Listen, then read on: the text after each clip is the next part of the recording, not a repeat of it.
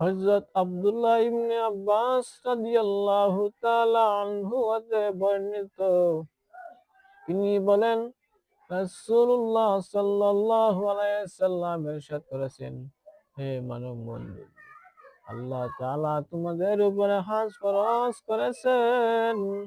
এটা শুনে হযরত আকরা ইবনে হাবিস দাঁড়ালেন এবং বললেন, ইয়া রাসূলাল্লাহ, এটা কি প্রত্যেক বছরই?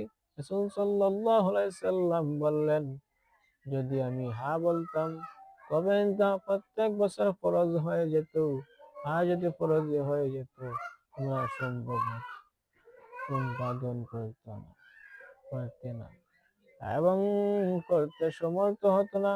হজ জীবনে একবারই ফরজ, যে তার বেশি করবে তার জন্য তার নফল হবে।